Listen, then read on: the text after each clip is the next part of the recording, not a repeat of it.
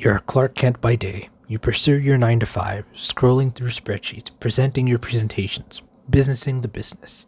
Your pointer of choice? The MX Master Series, the mouse that every tech YouTuber swore by, and you know why. That horizontal scroll wheel gets you across the screen. That luscious free scroll wheel goes through your PDFs on a whim.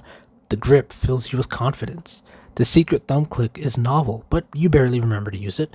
You may not be wearing the cape, but you're saving the world. 5 p.m. rolls around, and Clark Kent is done for the day. The world's calling for a hero.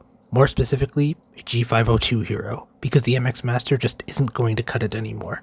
The G502 is nimble. The grip still fills you with confidence. It's got way more buttons. It's got RGB. It's got the G, so you know it's for gaming. Its scroll wheel can still freely flow like a hot air balloon in a hurricane. More importantly, it's got a faster polling rate, and it's got onboard memory. Suddenly, something new catches your eye. The Keychron M6. It's got a horizontal scroll wheel at its side. It has the ever-flowing scroll wheel that caresses your documents. Its scroll wheel can click left and right. And best of all, it can lift itself with ease, burdened by no man or material. Is this the mouse to bridge mankind and superhuman, or does it fail to elevate either? Okay, dramatic skit aside, the Keychron M6 is a pretty interesting mouse for me. Before I talk about the M6, I want to give you some background on my current mouse situation. As you hopefully gleaned from the skit, I daily drive a couple different mice, depending on the purpose. For work, I often go with the MX Master 2S or the MX Master 3, depending on whether I'm in the office or working from home. And then for gaming, I go with the tried and true G502. This combination has worked pretty well for me. All three of these mice have a free-scrolling scroll wheel, which I have come to value quite a bit, though in the MX case it only works when it's turned on, and the G502 has quite a few side buttons that are customizable for any sort of video games. But this combination isn't perfect. For instance, the MX Master line has no onboard memory, so if you want to customize any of the buttons on this mouse, namely the gesture customization, in addition to the front and back buttons, you have to install the Logitech options software on every computer you want to customize this mouse on. And while the G502 does have onboard memory, it doesn't have this horizontal scroll wheel that's kind of a staple of the MX line, though in fairness to the G502, it has a scroll wheel that can click left and right. But most egregious of all, these mice are really heavy. They're at least 120 grams, and that's kind of the selling point of the Keychron M6, which is only coming in at 78 grams. And believe me, it's quite a big difference.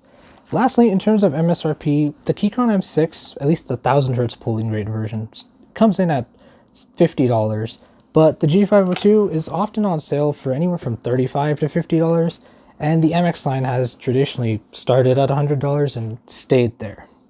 All of this is to say that, can the Keychron M6 be my one and only mouse for both work and play? That's what my review hopes to answer. Now, you're probably wondering, Shrev, this channel focuses on Sly Cooper and the occasional video game controller. What are you doing reviewing a mouse? And that's a very valid question. Quite frankly, I don't have the technical capabilities to test a mouse like I do with controllers. Additionally, I'm not a very fast or competitive gamer. But given my background with my current daily drivers, I figured I'd have a unique, if casual, perspective to bring regarding the Keychron M6, hence this video. With that said, let's start with the box. The box is pretty descriptive of the mouse and its features, including its measurements and specifications.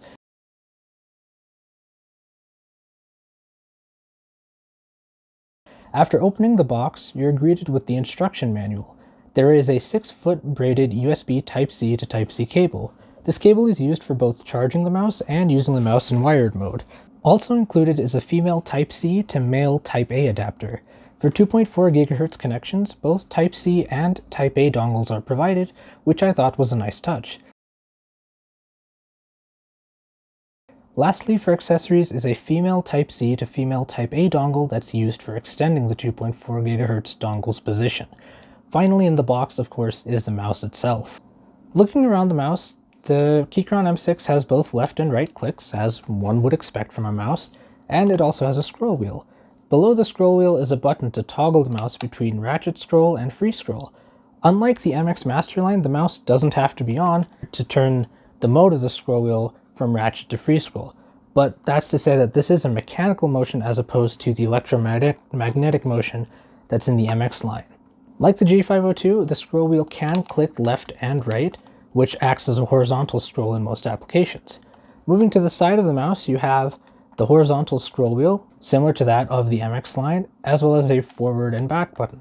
These are customizable buttons, so they can be customized to do anything you want, but by default they're set as forward and back. Right next to the scroll wheel is an LED light, and this light acts as a charging indicator as well as a low battery indicator. A nice subtle touch I found was when you turn the mouse on in Bluetooth mode, the light will turn blue, and then when you turn the mouse on into 2.4 GHz mode, the light turns green. Nice touch. The M6 has a built-in rechargeable battery and charges via the Type-C port in the front. However, the Type-C port is a little recessed in the mouse body, so third-party cables may or may not fit. As I've mentioned, a 6-foot cable is provided out of the box. Finally, on the bottom of the mouse are 4 different buttons. Your main one is going to be the switch right here, which toggles the mouse on into either Bluetooth mode or 2.4 GHz mode. Next to that is a DPI button, which lets you toggle between 5 preset DPIs, and a report rate button, which lets you toggle between 3 report rate options. And then the button right above it is a profile switching button, so when this mouse is on in Bluetooth mode, you can switch between 3 different devices. My initial impressions of the mouse were quite positive. Obviously, compared to what I've been using, the mouse is very light, coming in at 78 grams. The build quality out of the box is also quite nice. As someone who doesn't like the honeycomb designs that other lightweight mice employ, the solid build of this mouse was a welcome touch, especially given its weight. I'm also a big fan of the materials used in this mouse. I'll let you in on a little secret. My hands sweat a lot, and it's not just when I'm gaming, which is why my G502 looks really gunked up. But surprisingly, this mouse didn't really pick up a lot of that finger grease, which I found to be a very pleasant surprise. All of the buttons are tactile and clicky, but I should mention that my back button was a little creaky when I'd rest my thumb on it. This is a little nitpicky as the back button still works fine and deploys a satisfying click, but I figured I should mention it since I am talking about the overall build quality. Both scroll wheels are also very satisfying to use. I love my horizontal scroll wheel, I love it on the MX line, and I love it here too. The one issue I do have though is with my unit's vertical scroll. I found it to be very loud when it's in ratcheting mode. In fact, I found it loud enough that I wanted to do noise tests on all the mice, and I did, and I'll talk about those results later in this video. But yeah, this scroll wheel gets quite loud, and honestly got to the point where I'd resort to free scrolling mode just so I'd have a quieter scrolling experience and not disturb the coworkers around me. Another minor issue I had with the mouse was pertaining to the on-off switch. Now, the on-off switch is on the bottom, which is no big deal for me, but the switch has 3 possible positions it could take. 2.4 GHz, on-off, or off I should say, and Bluetooth. Namely, the off position is in the middle, so if you want to turn it on to 2.4 GHz or Bluetooth, you flip the switch to either side, depending on how you're trying to connect to your device. The issue was when I tried to turn the mouse off. So say if I put it in 2.4 GHz mode and I wanted to turn the mouse off, I'd have to be a little careful with the switch, otherwise I'd accidentally switch it over to Bluetooth mode because I wasn't quite precise in turning it to the off position in the middle. Again, very minor, and it shouldn't really matter to you if you're not switching modes a lot or if you're not even turning the mouse off, because the mouse has excellent battery life, which I'll get to a little later. But if you are switching this mouse off, that is something to note. It might be a little difficult given that the off position is in the middle of the 2 modes. There are a few things to note if you're comparing the Keychron M6 directly against any of the MX Master line. The MX Master has quite a few features up its arsenal that aren't on the M6. For one, it has a gesture click right here, which you may or may not use. I personally don't use it too much, but it's there as the thumb rest click. The M6 doesn't have that. Additionally, the MX Master line, both the 3 and the 2S, can track on glass surfaces, as well as the G502, surprisingly, but the M6 just isn't able to do that. If you have a glass surface, the M6 just won't work on it. And lastly, if on the MX line is when you turn the mouse on, their scroll wheels have a little feature. If you scroll hard enough, the scroll wheel automatically goes into free scrolling mode. Again, this has to do more with the design of the scroll wheel on the MX Master line. In fairness to the Keychron M6, the G502 employs a mechanical scroll wheel, so it doesn't have that automatic free scroll. So the G502 and M6 are similar to that in that regard, but if you're someone who's used to the ratchet automatically going to free scroll like it is on the MX line, you won't find that on the M6. Before I move on to software and performance, I want to briefly talk about the Keychron M6's shape. Now, by the nature of a mouse, shape comes down to personal preference. Some people like low profile mouse, some people want mice with all the bells and whistles. Every hand is different, so every mouse shape is going to be different to everyone. With that said, I want to compare it directly against the G502 and the MX Master. Compared to those two mice, you'll notice that the M6 is a little more narrow and a little more elevated. This didn't bother me when I was using the mouse, to be clear. I went from the G502 to the Keychron M6 just fine. I went from the MX Master to the M6 just fine as well. The shape of the M6 didn't bother me when I was actually using it. To describe the shape a little more than these ambiguous terms I'm using, I'll tell you a real world scenario. I use this mouse for work. As I mentioned, I use the MX Master line for work, and I replaced them with the M6 for work purposes to see how it would fare there. It worked really well, but when it came down to the shape, one thing I often do when I go to meetings in my office is I'll put the mouse in my back pocket so I have a free hand. I'll have my laptop in one hand and the mouse will be in my back pocket, so I'll have a free hand just in case. When I did this with the M6, I noticed that it was a little more uncomfortable. Now, again, this might not apply to you. This might only apply to me, honestly, but it helped me describe the shape in a way that I haven't really been able to otherwise.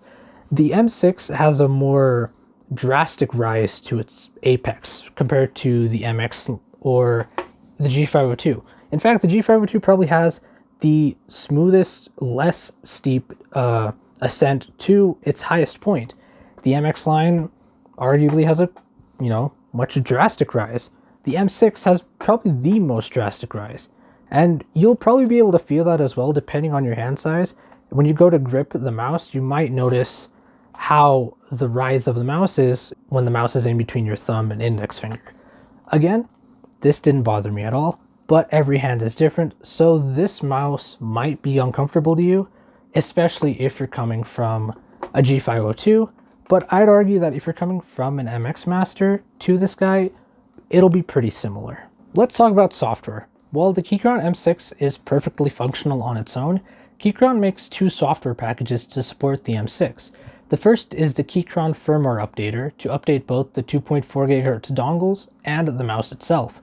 Unfortunately, this is a Windows-only piece of software. It did not work on macOS Monterey or SteamOS 3.5. That said, it was easy to use and is highly recommended actually. My M6 actually shipped with old firmware, though I think at the time it was the most recent firmware, but that firmware had a critical scrolling bug where sometimes it would randomly scroll down. Luckily, there is a firmware fix for that, so if you do buy this mouse, definitely update your firmware to the latest version so you don't run into that bug like I had for about a couple months. The other piece of software that's worth mentioning is the Keychron Engine. One point I want to mention right off the bat is that the installation of this software requires administrative privileges. I mention this because if you plan on customizing this mouse on your work computer, you might not be able to depending on your IT department's restrictions.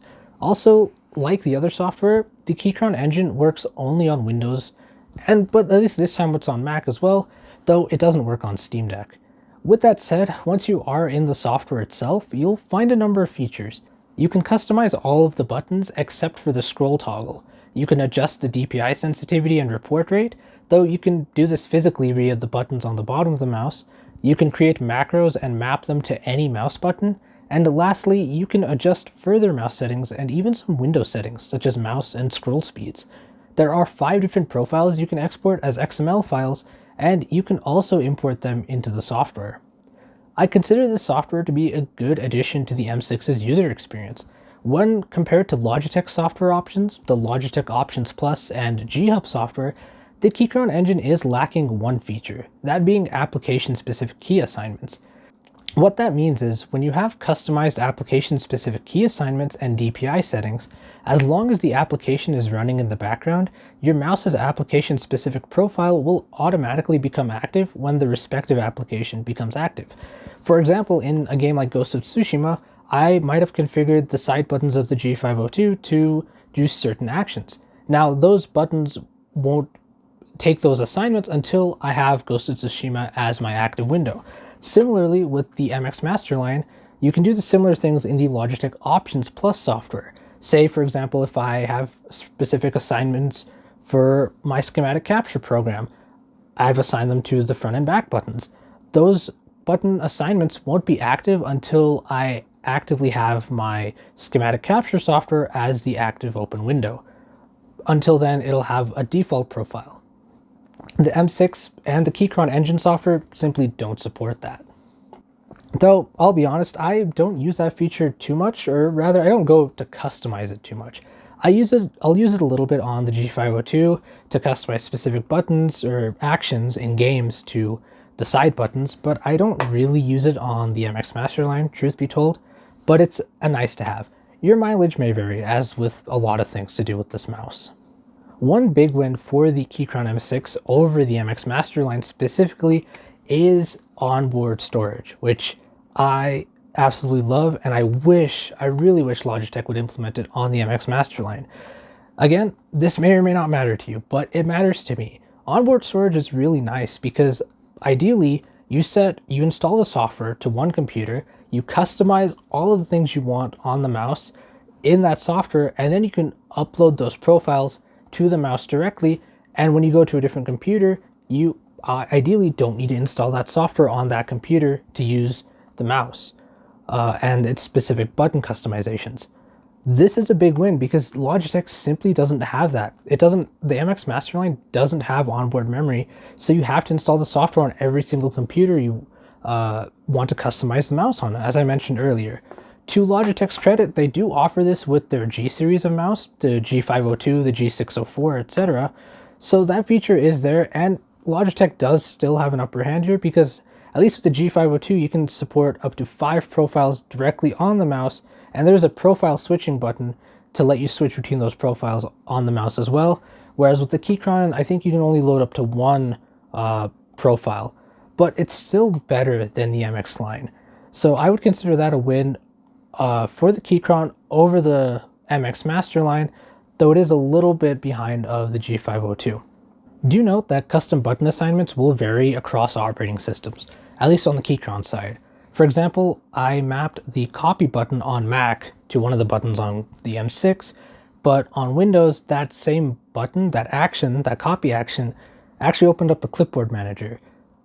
Likewise, I assigned one of these buttons to be paste on Mac, and that opened up Cortana on Windows instead. So do be aware of that. The actions, at least the predefined actions in the engine software, will operate differently across operating systems. Let's move on to performance. Like I've mentioned a few times now, the Keychron M6 is extremely light given its competition, which may be immediately appealing to some. What may be less appealing, however, is the noise of the scroll wheel. The Keychron M6's scroll wheel in ratchet mode was at both an uncomfortable pitch and uncomfortable noise level, at least in an office environment. Like I mentioned earlier in this video, I often found myself switching to the free scroll mode for pages that required 2 or more scroll wheel rotations, as the scroll wheel in ratchet mode was just that loud. It didn't help that the M6's scroll wheel requires more scrolling. Because the M6 performs less scrolling when its scroll wheel is rotated completely from front to back, it requires more scrolling to achieve the same distance as its competitors. To be fair, this can be remedied by adjusting your operating system's scrolling options. I measured some rough sound levels, one in a fairly quiet room at a baseline of 25 decibels, and another in a noisier room at a baseline of 60 decibels. I'm not going to pretend that I know the ins and outs of audio measurements, but in the room with the 25 decibel baseline, you can see that the Keychron M6 has one of the loudest ratcheting scroll wheels of the mice I tested, with the only mouse coming close being the MX Master 2S. In the 60 decibel baseline room, we see similar results where the Keychron M6 and MX Master 2S are the noisiest of the bunch and rise well above the already loud noise floor. The takeaway from this is I'd be a little careful using this mouse, at least for scrolling, in a cubicle environment. When it comes to general use, I don't have any ways of measuring this objectively, so the best I can do is provide the subjective analysis that in all of my gaming sessions, the M6 tracked well and all the buttons were responsive. Battery life was quite good in my testing. Keychron advertises an 80-hour battery life, and my testing exceeded that. I alternated the mouse between the 2.4 GHz and Bluetooth modes, using the 2.4 GHz mode when I was at home gaming and the Bluetooth mode when I was at work. I used the mouse for a total of 102.5 hours in 2.4 GHz mode and 102.1 hours in Bluetooth mode for a grand total of 204.6 hours on a full battery. The charging time from empty to full was a little over 4 hours. Basically, I found myself never worrying about battery life with the M6. Is it going to be as great as the MX line, which I think I charge maybe once a year, if that?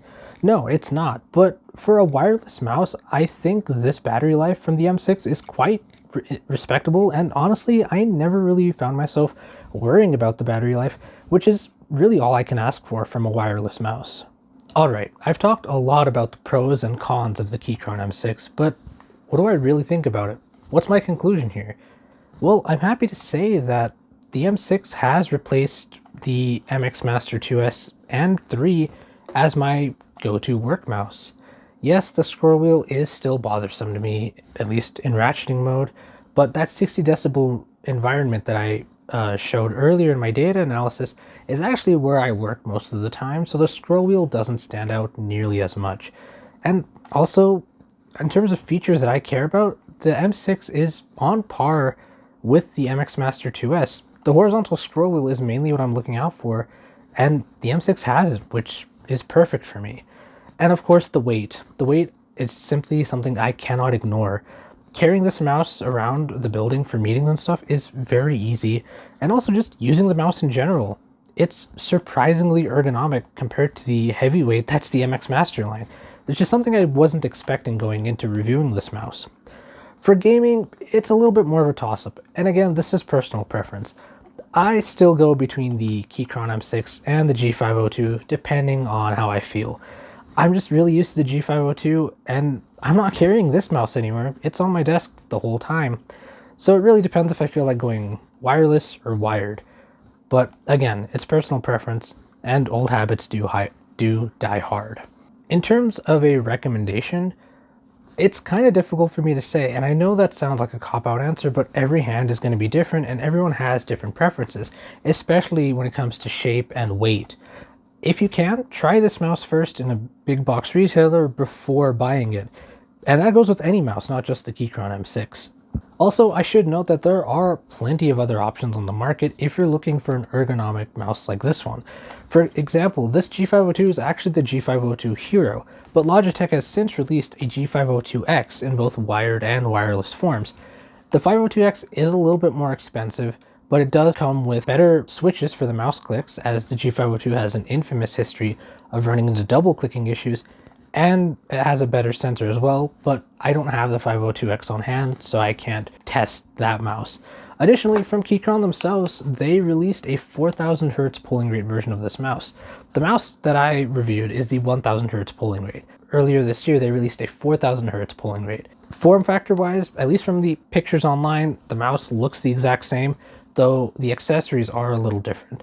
But I don't know if the scroll wheel is any different on the 4000 Hz version. The 4000 Hz polling rate version of this mouse also costs an extra $20. The MSRP for the 1000 Hz was $50, the 4000 Hz is $70.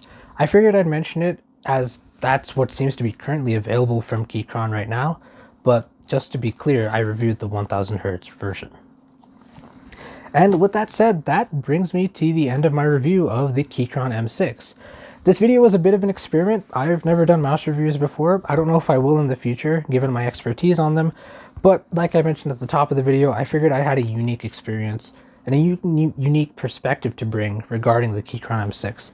If you enjoyed this video and found it informative and useful, please leave a like. If you have any questions, feel free to leave them in the comments and I'll see if I can answer them. If you have any suggestions for content that you'd like to see on this channel, please let me know in the comments down below as well. Until then, thanks for watching, and I'll see you in the next video. Below the scroll wheel is a button to toggle the mouse between free scroll and ratchet scroll. Frick, man. Oh god, I can't speak.